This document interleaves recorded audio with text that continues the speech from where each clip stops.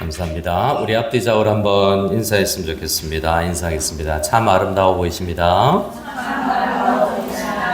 네. 그렇게 보일 뿐만 아니라 우리 실제로 아름다운 줄 믿고요. 우리 로마서를 묵상하고 있는데요. 네. 하나, 둘, 셋. 좀 뭔가 이상한가요? 마이크 톤이 약간 다른 것 같기도 하고, 하울링? 예뻐요? 누가요? 네, 알겠습니다. 성령 충만하시네. 네, 감사합니다. 네. 저는 오늘 주일 밤에, 11시, 12시 가까이 비행기 타고 나갔다가 일 보고 오늘 새벽에 도착했습니다. 귀한 시간 내주셔서 감사하고, 물론 이번에는 국내 분들이 많이 참석했지만 13분의 새로운 지역 총무들이 세워졌는데 한 사람으로서 섬기게 되어서 감사를 드리고요. 많은 제자 훈련하는 교회들과 네트워크를 이루어서 제자 훈련하는 교회로 더 소문나는 귀한 은혜가 우리 교회 가운데 넘치기를 소원합니다. 담임 목사만 어떤 타이틀을 가진 게 아니라 교회 전체가 같은 철학과 같은 목회 방향으로 나아가는 그런 교회가 되고 싶은데 우리 함께 교회를 세워갔으면 좋겠습니다. 우리 하나님의 말씀 로마서 6장 15절에서 7장 6절까지인데요. 우리 6장 15절에서 23절까지 말씀을 같이 읽겠습니다. 6장 15절에서 23절 말씀을 찾아서 같이 읽어보겠습니다. 6장 15절에서 23절입니다. 같이 읽겠습니다. 그런즉 어찌하리요? 우리가 법 아래에 있지 아니하고 은혜 아래에 있으니 죄를 지으리요? 그럴 수 없느니라. 너희 자신을 종으로 내주어 누구에게 순종하든지 그 순종함을 받는 자의 종이 되는 줄을 너희가 알지 못하느냐? 혹은 죄의 종으로 사망에 이르고 혹은 순종의 종으로 의에 이르느니라. 하나님께 감사하리로다. 너희가 본래 죄의 종이더니 너희에게 전하여 준 바 교훈의 본을 마음으로 순종하여 죄로부터 해방되어 의에게 종이 되었느니라. 너희 육신이 연약함으로 내가 사람의 예대로 말하노니 전에 너희가 너희 지체를 부정과 불법에 내주어 불법에 이른 것 같이 이제는 너희 지체를 의에게 종으로 내주어 거룩함에 이르라. 너희가 죄의 종이 되었을 때에는 의에 대하여 자유로웠느니라. 너희가 그때 무슨 열매를 얻었느냐? 이제 너희가 그 일을 부끄러워하나니 이는 그 마지막이 상함이니라. 그러나 이제는 너희가 죄로부터 해방되고 하나님께 종이 되어 거룩함에 이르는 열매를 맺었으니 그 마지막은 영생이라. 죄의 삭은 사망이요 하나님의 은사는 그리스도 예수 우리 주 안에 있는 영생이니라. 아멘.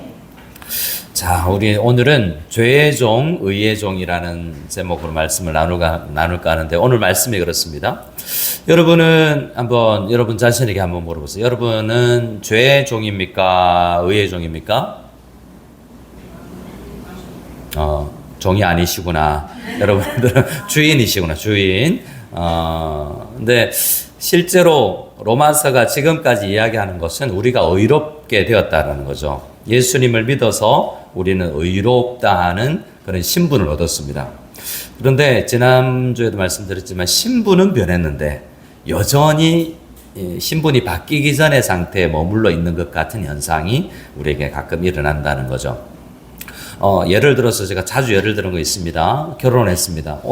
어제까지는 싱글이었는데 오늘 결혼식하고 오늘부터는 결혼식 이후부터는 이제 유부녀예요. 근데 여전히 싱글로 살아가는 습관들이 우리에게 있어서 살다 보면 그 유부녀로서의 삶, 유부남으로서의 삶이 좀 불편하고 아직 익숙하지 않을 수가 있죠. 때로는 군대 입대를 했는데 군인이라는 신분은 입대와 동시에 군인입니다.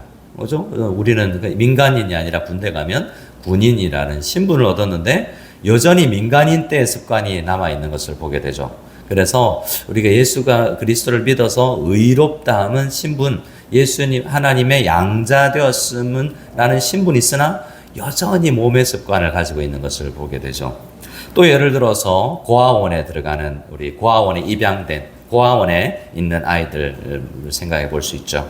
고아 누구 아버지인 줄 모르고 자랐으나 새로운 부모님을 만나서 양자로 입양되었을 때 신분적으로는 분명히 그 집안의 자녀입니다. 하지만 고아원 살 때 막 상처받고 싸우고 했던 그 기질이 아직은 다 벗어지지 않았던 아는 그런 것과 같다고 할 수 있습니다.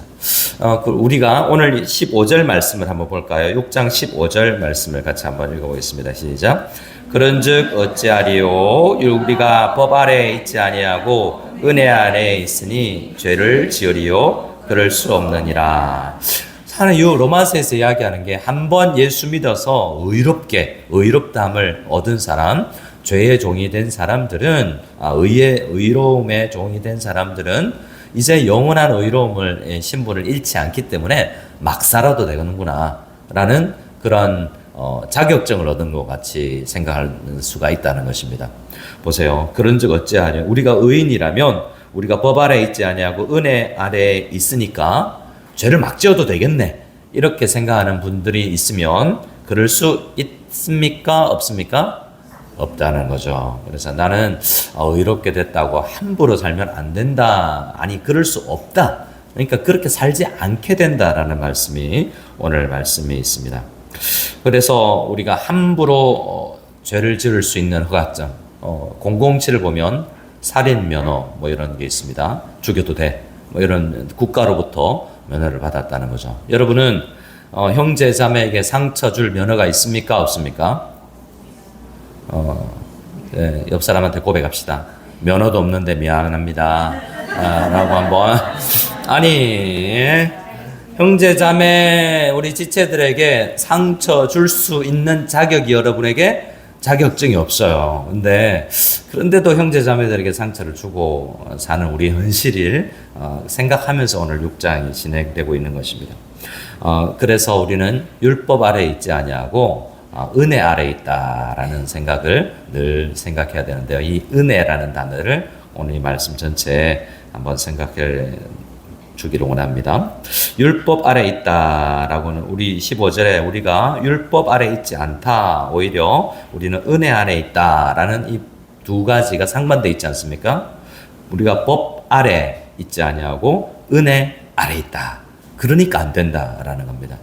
그러니까 율법이 우리에게 못하는 게 있어요. 율법은 우리에게 너 그렇게 살면 안 돼 라는 지적을 해주죠. 하지만 율법은 잘 살게 해주지는 잘 못한다라는 것입니다. 율법은 우리를 정죄하고 너는 법을 딱 떼어보면 네가 이만큼의 죄인이구나 라는 것을 측정하지만 구원하거나 우리에게 순종할 수 있는 우리 율법은 우리를 구원하거나 우리가 순종의 사람이 될 수 있도록 만들어내는 역할은 율법이 못한다는 거죠. 우리를 판단하고 우리를 얼마만의 형벌을 줄 수는 있지만 우리를 그렇게 의로운 사람으로 빚어나가는 일은 율법이 하는 일이 아니다라고 이야기합니다. 그럼 은혜가 만들어내는 것이 무엇이냐라고 할 때 우리 은혜 아래 있다는 것은 하나님 안에 말씀대로 살고자 하는 그런 강렬한 열망이 생겨나는 상황 가운데 있다라는 것입니다. 우리가 뭔가 잘 해보자라는 생각이 들고 우리가 뭔가 하나님의 선한 일들을 잘 감당하고 싶다라는 생각이 들 때 그 율법이 준 것이 아니라 은혜가 우리에게 만들어내는 동기부여를 해주는 것이고 그렇게 살아갈 수 있는 또 힘도 은혜가 우리에게 준다라고 이야기를 하고 있습니다. 자, 16절 말씀을 한번 읽어볼까요? 16절 같이 읽겠습니다. 시작. 너희 자신을 종으로 내주어 누구에게 순종하든지 그 순종함을 받는 자의 종이 되는 줄을 너희가 알지 못하느냐? 혹은 죄의 종으로 사망에 이르고 혹은 순종의 종으로 의에 이르느니라. 자, 우리가 누구의 아래에 들어가 있는지 잘 생각해야 된다는 겁니다. 네, 우리가 나는 누구 아래에 있고 싶지 않다고 이야기하지만 모든 사람들은 피조물로서 누구 아래에 있게끔 다스림을 받게끔 창조된 피조물들입니다. 그래서 어떤 것에 영향을 받을 수밖에 없어요. 그래서 누구 밑에 있는지 누구의 종인지를 잘 생각해 보라라고 오늘 16절에서 이야기합니다. 이 오늘 말씀 전체는 이 16절이 이야기하는 그것이 16절이 말하는 것이 전체 주제입니다. 너희 자신을 종으로 내주어 누구에게 순종하든지 그 순종함을 받는 자의 종이 된다. 뭘 따라가는 걸 보면, 어떤 영향을 받아서 따라가는 걸 보면 누구 종인지 알 수 있다라는 거예요. 우리가 명찰로 죄의 종, 의의 종이라고 써붙여놓고 다니지 않지만 하는 걸 보면 어떤 종인지 알 수 있게 된다. 뭐 이런 내용이라고도 할 수 있겠죠. 여러분은 다시 한번 묻겠습니다. 죄의 종입니까? 의의 종입니까?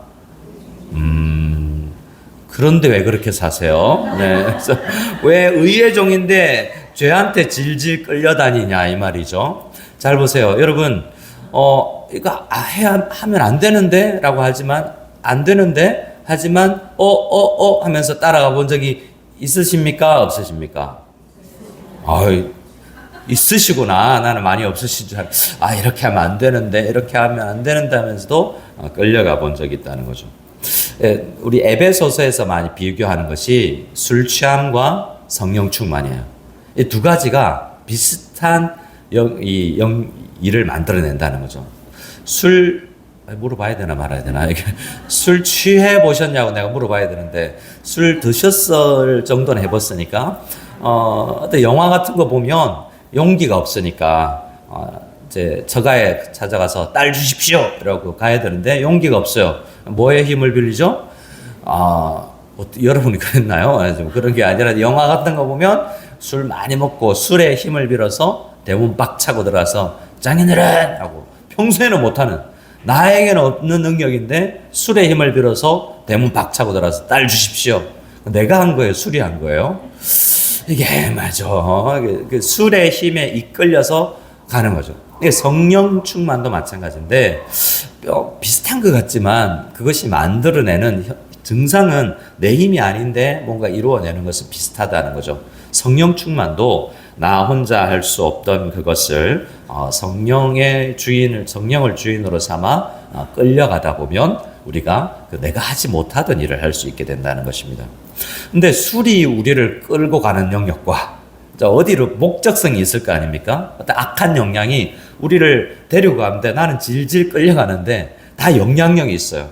이러면 안 되는데 라는 나 혼자의 어떤 판단과 결단이 있지만 아무리 결단해도 안 되게 끌려가는 영역들이 있다는 거죠. 그래서 우리가 죄의 종으로 우리 자신을 내어주는 그 영향력에서 의의 종으로 우리 자신을 내어드리는 훈련들을 많이 해야 된다는 겁니다.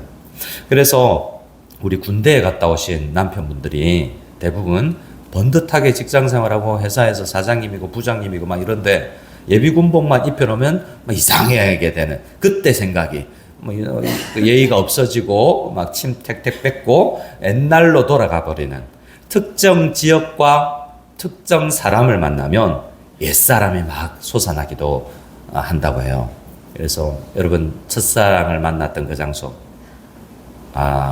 지금 사는 분이구나. 네, 그런데 혹시 근데 가면 그냥 그때 기운과 그때 생각이 안 날 수 없는데 그때 어떤 죄 짓던 영향에 나 자신을 죄를 지어봤던 그 환경에 계속 나를 내어놓으면 그게 끌려가기가 굉장히 쉽다는 거죠. 그래서 몸을 지난주에는 의의 병기로 드리라 할 때는 끊어놓을 수 있는, 차단할 수 있는 훈련이 좀 필요해요. 그래서 그 영역에서 의의 종의 영역으로 우리 자신을 점점 이동시켜야 될 그러한 조언을 우리에게 이 말씀이 하게 하십니다. 원래는 우리가 다 죄의 종이었거든요. 우리가 다 죄의 종이었으나 지금은 의의 종이 되었기 때문에 그 의의 종으로서 살아갈 수 있도록 해야 되고, 죄가 우리를 충동질을 할지라도 죄가 우리를 완전히 점령하지 못할 것이니 그것을 믿고 나아가야 됩니다. 참된 신자를 어떻게 알 수 있냐면 죄를 지어보면 알 수 있죠.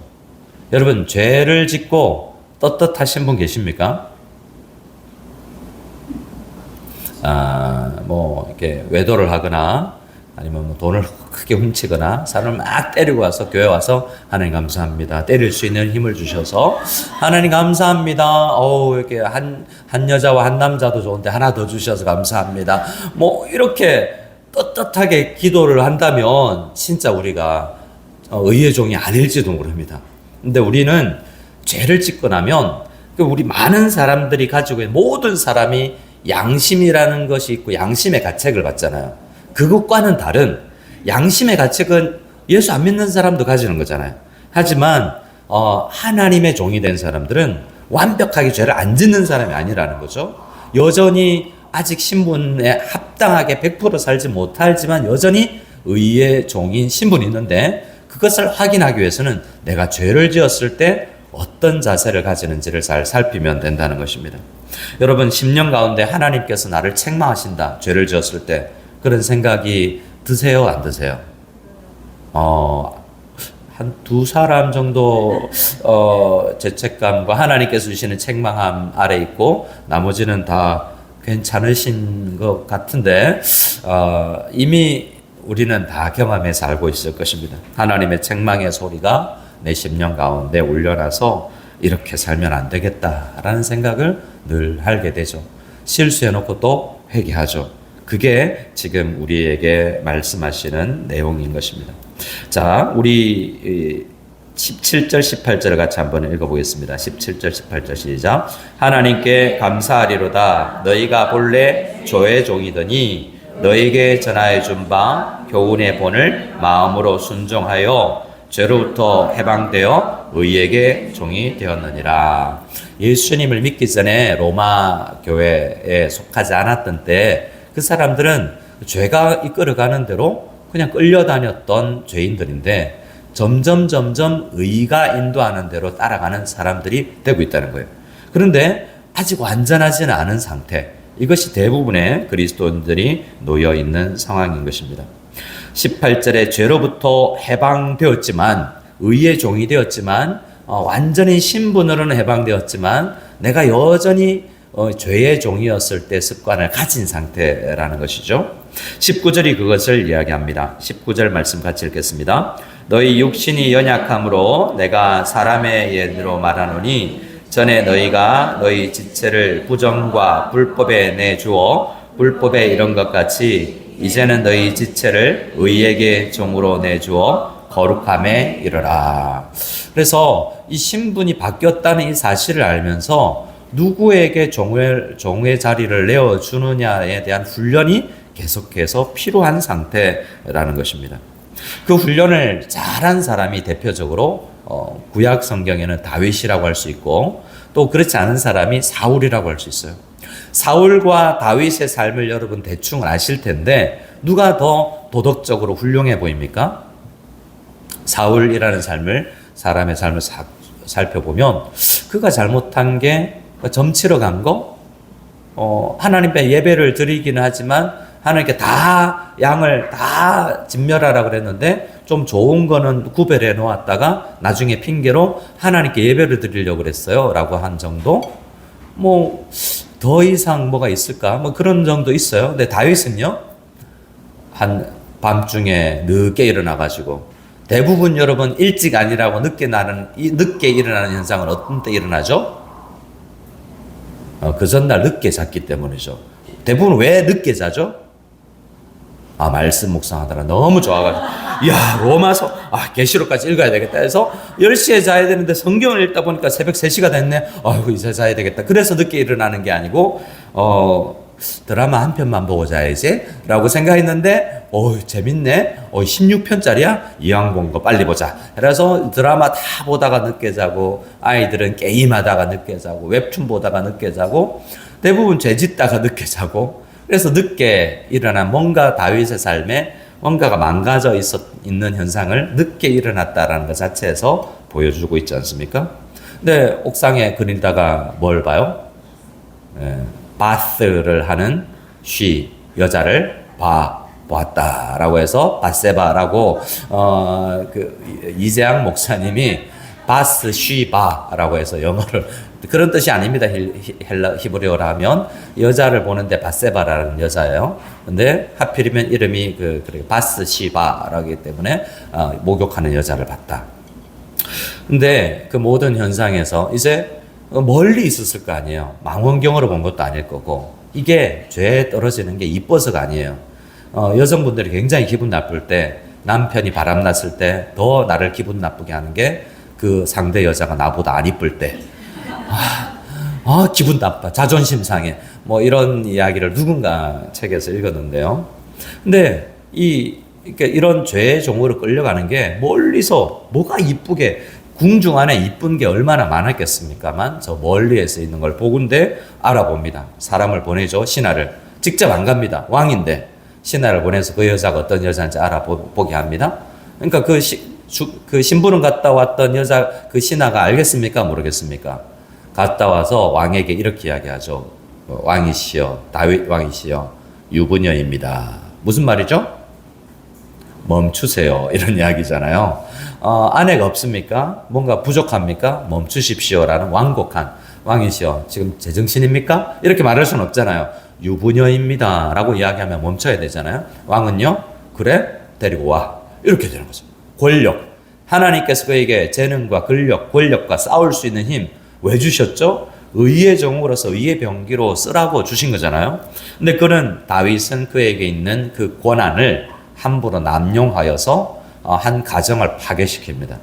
그런데 많은 사람들이 목욕했다라는 것을 그 여성들에게서 있는 피리어드가 끝나고 이제 몸을 정결하게 한, 그러니까 임신은 불가능한 상태, 배란기가 아닌, 그래서 어떤 사람은 성경에 나오진 않지만 임신이 거의 불가능한 상태인 걸 알고 시도를 했다는. 너 언제 그렇게 피리어드가 했냐? 언제입니다. 그래? 그럼 합법. 그러면 모든 걸 완전 범죄로 너만 조용하면 된다. 그런데 아기가 생겨요.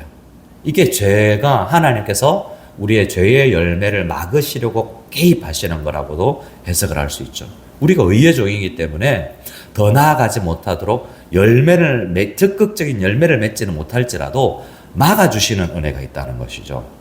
그런데 그 부분에서 또 다윗은 멈추지 않습니다. 폭주 기관자처럼 멈추지 않고 그 정도 되면 큰일 났다라고 해야 되지만 어떻게 하죠? 이걸 감추려고 하죠. 그래, 누구 남편이지? 우리아라는 아주 충직한 부하의 아내입니다. 그래서 불러오라고 그러죠. 그래서 어떻게 해요? 완전 범죄를 꿈꾸면서 같이 아내와 같이 하룻밤을 머물러도 좋다라고 휴가를 보내주는데도 충직한 우리아는, 아니 내 하나님의 군사들이, 다윗 왕의 신실한 군사들이 군사의 현장에서 지금 전투 현장에서 싸우고 있는데 나만 이렇게 좋은 거 먹고 편히 자고 간다? 그럴 수 없습니다 하고 안 들어가죠. 이래도 저래도 안 되니까 다윗이 어떻게 하죠? 그 사람 손에 편지를 하나 줍니다. 자기가 가져가는 거예요. 편지 안에 내용이 뭐죠? 이 사람 편지 들고 오는 우리아를 가장 심한 격전지 안에 보내라. 그러면 다윗이 어떻게 해요? 거기서 죽을 수 있는 자리로 몰아넣는 거잖아요. 근데 그걸 읽어봤던 장군이 무슨 의미인지 알겠습니까? 모르겠습니까? 아니, 일단은 이 편지를 들고 간 사람을 적진으로 몰아넣으라 그러니까 왕이 이 사람을 몰아넣어서 공을 세우라는 게 아니라 죽으라는 이야기구나. 결국 그것을 정치적으로 읽어낸 이 사람은 나중에 이 다윗의 그 과실을 알고 나중에 이용해 먹기도 하죠. 이게 거의 정치 현실에 일어나는 일인데 우리 인생에서 일어나는 일과 비슷합니다. 돈이 있거나 시간이 있거나 우리에게 많은 영향이 죄로 우리를 이끌어가게 만들어요. 근데 하나님은 의의 은혜 안에서 다윗이 실패하지만 도덕적으로 보면, 우리가 일반적인 시선으로 보면 사울보다 다윗이 더 나쁜 사람이에요. 그런데도 불구하고 사울은 그 다음에 은혜 아래 있는 삶을 연습하지 못하고 계속 죄로 이끌려가는 모습을 보게 됩니다. 그는 다윗이 살려줬을 때, 다윗을 죽이려고 그렇게 쫓아다니다가 다윗이 2번이나 살려주거든요. 죽일 수 있는 여러 번 기회가 있었지만 그때 깨닫습니다. 큰일 났다라고 양심의 가책을 누리죠. 많은 사람들이 그런 것처럼 눈물을 흘리고 미안하다, 네가 옳다라고 이야기를 했지만 그런 양심의 가책에서 머물러 있지 않고 맹세도 하고 각오도 하고 결단도 했지만 은혜 아래에 이르는 삶에 가지 못해요. 계속 그런 삶을 살아서 결국에는 사망에 이르는 것을 보게 됩니다. 16절을 한번 볼까요? 다시 한번 16절입니다. 시작. 너희 자신을 종으로 내주어 누구에게 순종하든지 그 순종함을 받는 자의 종이 되는 줄을 너희가 알지 못하느냐? 혹은 죄의 종으로 사망에 이르고 혹은 순종의 종으로 의에 이르느니라. 그러니까 이 말은 우리가 죄에 유혹받고 넘어지고 실수하는 건 사울이나 다윗이 일반이라는 거죠. 근데 그 다음에 하나님께서 은혜 아래 있는 사람들은 하나님께서 막아주시는도 있고 죄를 깨닫게 해주심이 있고 이래서 이 하나님의 은혜 안에서 자기를 더 내어갑니다. 근데 사울은요 반성하고 눈물 짓지는 하지만 그러나 결국 파멸로 이끌어가는데요. 은혜 아래 나아가는 삶을 하나님 앞에 받아 누리지 못했던 사람이기 때문에 그렇습니다. 결국 눈물 정도의 반성 정도에 그친 사울은 결국 사망에 이르게 되는 결과를 낳게 돼요. 아주 미묘한 차이일지 모르지만 은혜 아래 성령에 붙잡혀서 살아가는 사람이 과의 차이입니다. 다윗은 시편 51편에 이렇게 고백을 합니다. 여러분 성경 시편 51편을 한번 찾아서 같이 읽어보기로 합니다. 시편 51편 말씀입니다. 시편 51편 말씀을 찾아서 앞에 괄호가 되어 있으실 거예요. 시편 51편에 보면 1절 앞에 파란색이나 다른 색 글자로 괄호가 있죠. 이건 표제어라고 그러는데요. 언제 기록한 시냐 혹은 어떤 노래에 맞춰서 부르는 노래냐 다양한 내용이 기록되어 있는 것인데 같이 한번 표제어부터 한번 읽어보겠습니다. 다윗의 시작. 다윗의 시 인도자를 따라 부르는 노래. 다윗이 밧세바와 동침한 후 선지자 나단이 그에게 왔을 때 자 죄를 지었죠. 아직도 폭주기관차처럼 그 우리아를 죽음에까지 몰아넣은 정도로 정말 나쁜 죄죠. 우리가 죄 짓고 쓰러지고 우리가 실수하는 것처럼 우리는 형제를 미워할 자격이 없음에도 불구하고 형제를 미워하기도 하고 말도 하기도 하고 우리도 폭주기관차처럼 성량이 막 멈추지 아니하고 나아갈 때가 있는데 우리가 언제 은혜 아래 있고 성령의 사람인 걸 아냐면 하나님의 말씀이 우리가 다스리고 있는 걸 느낄 때 나는 연약하지만 의의 종이구나. 나를 이끌어간 죄가 있지만 그것보다 더 의로운 하나님의 성령 말씀이 나를 가두고 나를 그 아래에 가두어 주실 때 그때 내가 은혜 안에 있는 사람이구나라는 걸 알게 되고 회개하게 된다면 우리가 의의 종이라는 것을 알 수 있습니다.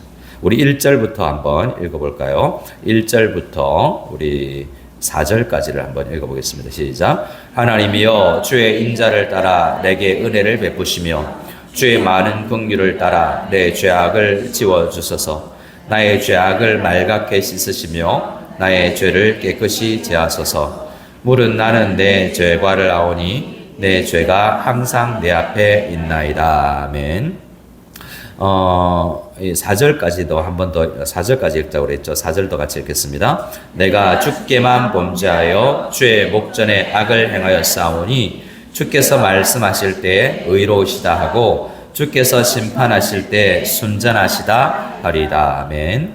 여기서 죄악이라는 단어가 많이 나오죠. 우리 한글로는 죄 하면 똑같잖아요. 영어로도 보면 sin 이렇게 sin이라는 단어를 쓰는 것 같습니다. 근데 히브리어로 보면 죄라는 단어가 많아요. 히브리어는 죄에 민감성이 있는 언어인 것이죠. 죄가 여러 종류, 1, 2, 3절 안에도 죄라는 단어가 3가지가 나옵니다. 그러니까 이런 죄, 저런 죄, 이런 형량의 죄악이 느껴지는 거죠. 아, 이게 죄구나. 이게 하나님 싫어하시는구나 라는 것을 나단 선지자가 와서 말씀이 지적할 때 깨닫게 됩니다. 그리고 나서는 우리는 보통 죄를 지적받으면 어떤 현상이 일어나냐면 방어 기제라는 게 있습니다. 사람들은 너 잘못했다라고 이야기하면 안 그런데 라고 먼저 변호하고 싶고 방어하고 싶은 생각이 우리 마음에 솟아나요. 근데 그건 나를 의롭다고 하려는 경향이 나한테 있다는 거죠. 근데 성령이 나한테 오면 말씀이 맞습니다. 지적하신 그 말씀이 맞고 내가 틀렸습니다라는 각오를 고백을 하게 되는데요. 4절이 그것입니다. 4절이 잘 읽어보면 어떤 말인지 잘 모를 수가 있는데 제가 읽으면서 설명을 합니다. 내가 주께만 범죄하여. 여러분 보십시오. 다윗이 주님께 범죄했습니까? 우리아나 밧세바에게 범죄했습니까? 근데 주께만 범죄했대요. 무슨 말이에요? 나는 사람한테는 죄 안 지었고요. 주님께 앞에만 죄인이지 사람 앞에서는 괜찮습니다. 이런 뜻일까요? 주께만 범죄하였다라는 뜻은 모든 죄악이 하나님 앞에 짓는 죄입니다라는 거예요. 하나님께서 살인하지 말라, 미워하지 말라는데 그 이 세상에 있는 모든 죄는 하나님께 지은 죄라는 거죠. 내가 형제를 아프게 했잖아요. 나는 하나님 앞에는 괜찮아. 근데 형제를 아프게 한 건 하나님 앞에 지은 죄라는 거죠. 이게 그래서 하나님, 내가 그동안 지어왔던 모든 죄가 주께 범죄한 겁니다. 라는 걸 깨닫는 고백인 것이죠. 주의 목전에 악을 행했습니다. 주님 눈앞에서 악을 행했습니다. 라는 것이 곧 사람에게 한 것이 아니라 주님께 한 죄다라고 이야기합니다. 주께서 말씀하실 때 주 의로우시다라는 말은 주님이 너 죄인이야. 너는 의롭지 않아. 라고 그 문제에 대해서 지적할 때 주님 말씀이 맞습니다. 라는 이야기예요. 주님께서 말씀하는 건 무조건 맞습니다. 라는 것입니다. 주께서 심판하실 때 올바른 판단입니다. 라고 고백하는 거죠.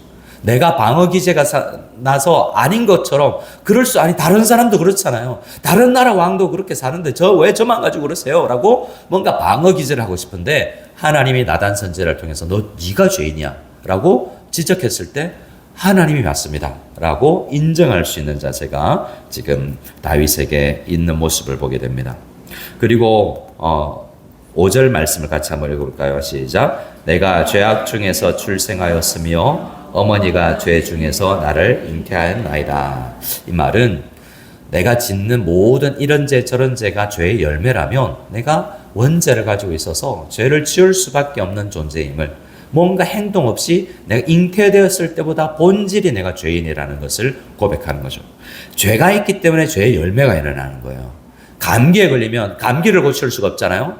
감기의 증상, 콧물이 나면 콧물 멈추는 약이 있고, 기침이 나면 기침을 멈추게 하는 약이 있고, 두통이 있으면 두통을 멈추게 하는 증상을 가라앉히는 약이 있지만 감기 자체로 고칠 수가 없는 것처럼 내가 죄인입니다. 죄인이기 때문에 이 죄도 저질렀고 죄인이기 때문에 또 다른 죄를 지을 수 있는 존재입니다라는 자기인식, 정확한 자기가 누구인지를 알게 되는 경향이 지금 다윗에게 있는 거예요. 사울은 그렇게 단계까지 나가지 못하는 것입니다. 하나님께서 의의 종으로 우리가 살아가기를 우리에게 바라시는데 그 첫 번째 단계가 하나님의 말씀이 들릴 때 내가 어떤 존재인지, 죄의 종이로 지금껏 살아왔는데 이렇게 살면 안 되고 하나님 앞에 은혜 아래 살아가는 의의 종이어야 되는구나 라는 것을 생각하고 나의 힘으로 안 되는 그것, 내 결단력으로 안 되는 그것을 하나님 앞에 내어 맡기면서 다윗의 나머지 기도에 주여 성령을 거두지 마시고 은혜 아래 살아가는 삶이 되게 해주셔서 은혜로 나를 성령으로 나를 붙잡아 주셔서 소극적으로 나를 죄짓지 않는 존재로 묶어주시고 또 적극적으로는 성령의 열매를, 선한 의의 열매를 맺힐 수 있는 사람이 되게 주님께서 도와주십시오. 내 자체는 죄인이어서 안 되겠습니다. 도와주십시오라고 술에 의지하는 것이 아니라 의로운 인도하심을 따라가겠다는 결단을 하는 것을 다윗의 인생에서 우리는 보게 됩니다. 그래서 다윗은 사울처럼 사망으로 끝나지 아니하고 영생으로 마무리되는 인생을 사는 것이죠. 그래서 은혜 아래 있는 사람들은 이 죄를 이겨내는 은혜를, 영광을 맛보는 것인데 아직은 싸우고 있지만 최후 승리는 보장되었다는 믿음을 가지고 내가 지금 좀 넘어지는데 최후의 승리는 나는 승리할 수밖에 없는 존재다. 왜냐하면 내가 싸워서 의롭게 된 것도 아닌 것처럼 누군가 나를 대신하여서 싸워서 나는 믿었을 뿐인데 그 의로움을 쟁취한 것처럼 의의 종이 되어서 영광스러운 단계로 도달하는 것도 내 힘으로 안 되니까 성령님 앞에 내어놔서 그 최후 보장된 승리를 맛보는 존재로 나를 써주십시오라고 간절히 기도하는 우리가 되어야 되겠습니다. 오늘 말씀 로마서로 다시 돌아와서 22절 말씀을 같이 한번 읽어보겠습니다. 로마서 6장 20절에서 22절을 읽으시면서 열매라는 단어를 생각하면서 한번 말씀을 묵상하겠습니다. 20절에서 로마서 6장 20절에서 22절입니다. 같이 읽겠습니다. 너희가 죄의 종이 되었을 때에는 의에 대하여 자유로웠느니라. 너희가 그때 무슨 열매를 얻었느냐? 이제는 너희가 그 일을 부끄러워하나니 이는 그 마지막이 사망임이라. 그러나 이제는 너희가 죄로부터 해방되고 하나님께 종이 되어 거룩함에 이르는 열매를 맺었으니 그 마지막은 영생이라. 아멘. 자, 이전에 무슨 열매가 있었냐?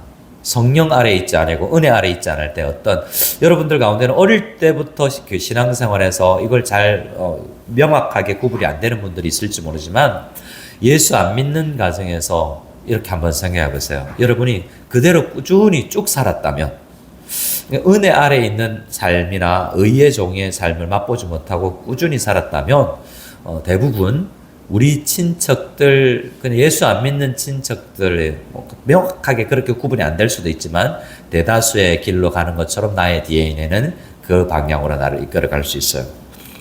저희 고모 집을 보면 고모부들이 우리 DNA는 없는 분들이죠. 고모와 결혼한 사람들이기 때문에 다 간암으로 돌아가요.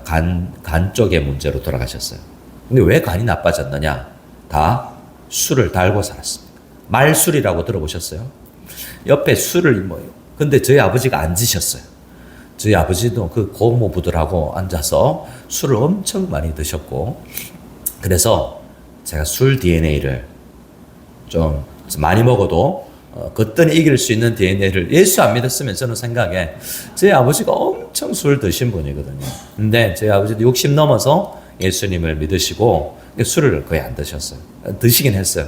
한 번은 중국에서 제가 휴가를 나오는데 아버님이 삐지신 거예요.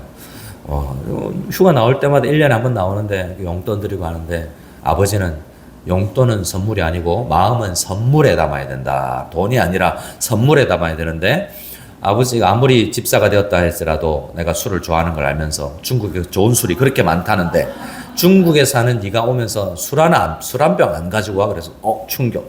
제자 훈련할 때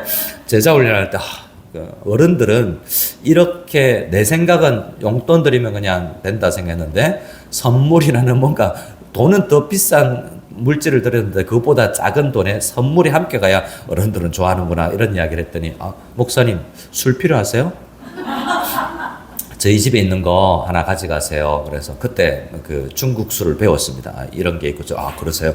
엄청 비싸더라고요. 몽쯔란, 기타 등등, 하이즈란, 이런, 잘 모르시는구나. 다행입니다. 제가 어디 신방을 갔는데 식당에서 회식을 하는데, 우리 교회 중국에서 성도님들이, 이 바이주 냄새가 왜 이러나? 나는 무슨 냄새인지 모르는데 이분들은 바이주 냄새를 알더라고요. 백주란, 이게 저는 모르니까 냄새를 맡아도 모르는 거죠. 이분들, 이걸 어떻게 그 냄새를 구별하세요? 예, 제가 꼭 마셔봐서 아는 게 아니고, 이렇게 이제 하던데, 그래서, 술을 누군가, 제자반 여집사님이 술을 주신다고 해요. 자기 집에 선물로 들어간 게 여러 배 있다는 거예요. 가서 아버님 갖다 드리세요. 그래서 제가 술 선물을 받아본 사람이에요. 그래서 그래서 목사가 술을 한 병 받아들고 아버지 갖다 드리, 아버지가 좋아하셨어요. 아들들, 우리 큰형님도 술 드시는데 못 드시게 하고, 이건 나만 먹어야 돼 라고, 이렇게 많이 드시지 않지만 반주로 한 잔 정도 아껴 드셨지만, 예수 믿고 나서 저희 아버지가 엄청 바뀌신 거예요. 우리 어머니가, 저희 형수님들이 깜짝 놀라요. 어머니가 너무 행복해요. 말년에 우리 아버지 교회 다니시고 우리 어머니와 같이 신앙생활 하실 때, 우리 어머니는 너무너무, 그래서 지금도 아버지가 쓴 편지를 간제가, 여보 그동안 너무 고생 많았어, 기타 등등의 그런 분이 아닌데 엄청 어머니 고생시킨 분인데, 예수 믿고 나서 저희 아버지가 술을 거의 줄이셨고, 술 담배를 거의 안 했죠. 담배를 하지도 않으셨고 나중에는. 그러니까 성령의 은혜는 그러니까 뭔가 성령의 열매가 맺혀주시기 전에, 네가 성령의 은혜 아니면 의의 종이 아니었다면 살아갈 수 없었던 삶이 있는데 막아주시는 은혜도 있다라는 것이죠. 더 큰 죄로 가지 아니하는 그러한 적극적이지 않은 소극적인 열매를 우리에게 맺게도 해주십니다. 하지만 우리에게 주님께서 원하시는 열매는 뭐냐 하면, 여기 22절에 그러나 이제는 너희가 죄로부터 해방되고 하나님께 종이 되었기 때문에 맺어야 될 열매가 있는데, 소극적으로 뭘 안 하는 열매도 있어요. 성령께서 막아주시니까. 내가 교회만 안 다녔다면 저 일 했을 텐데, 지금 교회 다니고 나서 예수 믿고 나서 안 하는 영역이 있지만 그것 말고 적극적인 열매를 맺는 곳으로 나아가고 그게 영생의 길이라고 오늘 말씀에 이야기하고 있습니다.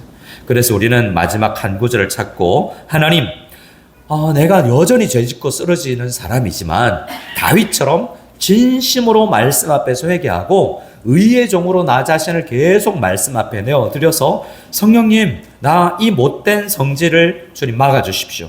악쓰고 원망하고 시기하고 비난하는 이 경향이 아직도 남아 있습니다. 이걸 막아주실 뿐만 아니라 적극적으로 열매를 맺게 해주십시오라는 그러한 하나님 앞에 내어드리는 의의 종으로 우리를 내어드리는 삶을 살 때 영생을 맛보게 될 것입니다. 우리 말씀을 읽고 마치겠습니다. 갈라디아서를 한번 찾아보겠습니다. 갈라디아서 5장입니다. 갈라디아서 5장 22절, 23절을 찾아서 읽고 말씀을 마치려고 합니다. 그리고 찬양은 오직 예수뿐이네 함께 드릴게요. 우리 갈라디아서 5장 22절, 23절을 찾아서 같이 우리에게 의의 종으로 우리 자신을 내어드려서 우리 주님께서 우리의 삶을 통해서 맺고자 하는 그 놀라운 열매가 뭐냐? 뭘 안 하는 열매가 아니라 이 열매를 맺을 수 있는 의의 종이 되기를 원합니다. 라는 마음으로 우리 갈라디아서 5장 22절, 23절을 찾겠습니다. 같이 읽겠습니다. 시작. 오직 성령의 열매는 사랑과 희락과 화평과 오래 참음과 자비와 양선과 충성과 온유와 절제니 이 같은 것을 금지할 법이 없느니라. 법 아래에서는 이걸 맺을 수 없어요. 은혜 아래에서 맺을 수 있는 열매들입니다. 구체적으로 몇 가지만 말씀드립니다. 여러분, 사랑의 열매를 좀 맺혔으면 좋겠어요. 어떻게 성도님들이 우리 마닐라 한인학교 다니면서 이 성도님 통해서 내가 사랑이라는 걸 좀 맛봤다라는 고백을 받을 수 있도록 여러분 옆 사람에게 사랑을 좀 흘려줄 수 있기 바랍니다. 옆 사람한테 저에게 사랑을 느끼세요. 한번 이야기해 주시기 바랍니다. 이게 사랑이구나. 엄청 큰 거 말고 이게 사랑의 마음이 좀 느껴졌다. 이런 마음을 좀 하기를 원하고요. 희락. 진짜 기쁠 거 없었는데 그 사람 샘터 갔다 오고 그럼 너무 신앙생활하고 힘들고 집안일 힘들었는데 그 사람하고 커피 한잔 오고 나니까 오면서 그냥 그래도 참 좋다. 교회 다니니까 참 좋구나. 이런 사람, 나한테 웃음 주는 사람을 나에게 보내주셔서 감사합니다. 근데 그런 다른 사람에게 조금 웃음을 줄 수 있는 희락의 열매를 맺은 그런 성도. 이렇게 화평, 싸우고 다퉜는데 우리 살다 보면 다툴 수도 있지 않습니까? 그런데 그 사람이 있어서 그래도 화해한다. 진짜 이게 안 그러면 더 힘들었을 텐데 그 사람이 의의 병기로 자기를 들여서 의의 종으로 나아가서 이 화평의 열매를 맺은 사람이 우리 교회에 있을 때 그렇게 다툼이 아니라 화평이 이루어지게 되는 거죠. 오래 참음. 이전 같았으면 버럭했을 텐데 그래도 조금 더 참을 수 있는 여러분. 그래서 계속 이야기하잖아요. 팀 켈러 목사님이 욕을 먹을 때 누가 널 나쁜 녀석 이렇게 욕하면 감사하라고 그러죠. 나를 온전히 알았다면 2배로 욕했을 텐데 날 잘 모르니까 저 정도밖에 날 욕하지 않는구나 라고 나에게 얼마나 죄인인 걸 모르니까 저렇게 대하는구나 하고 그냥 참아줄 수 있는. 다윗이 그랬잖아요. 내 아들도 나를 그러는데 저 사람은 안 그러겠냐 라는 그냥 받아들여질 수 있는, 틀렸다고 생각할 수 있으면 죽여버립시다 라고 칼 빼자고 하는 사람들이 있지만 그가 이 열매 가운데로 좀 들어갈 때 오래 참음의 열매를 맺을 수 있잖아요. 옆 사람한테 한번 고백해 봅시다. 나의 오래 참음을 시험해 보세요. 시작. 나의 오래 참음. 한번 때려볼까요? 꼬집어 볼까요? 얼마나 참을 수 있는지. 자비, 양선, 충성. 더 어려운 사람에게 조금이라도 물질을 흘려보낼 수 있는 그런 마음들. 여러 가지 우리 하나님 앞에 많이 받아 누릴 수 있기를 원하고요. 여러분, 필리핀 사는 걸 행복하게 여기시기 바랍니다. 한국 가니까 엄청 춥더라고요. 얼마나 감사합니까? 옷도 두꺼울 필요도 없고 이렇게 필리핀 사는 은혜를 받아 누릴 수 있는 저희 모두가 될 수 있기를 소원합니다. 나가고 싶구나. 거기에서 주는 또 은혜가 있겠죠. 그래서 여러분 무엇보다도 이런 열매를 많이 맺어 의의 그늘 안에서 의롭게 종이 된 사람들은 막아주심의 은혜가 있고요. 또 열매를 맺게 해주심의 은혜가 있다라는 것을 생각하고 은혜 가운데 나아갈 수 있는 의의 종들이 다 될 수 있기를 소원합니다. 옆 사람에게 우리 고백하고 찬양하겠습니다. 의의 종이십니다. 의의 종이십니다. 오직 예수뿐이네 함께 찬양드리겠습니다.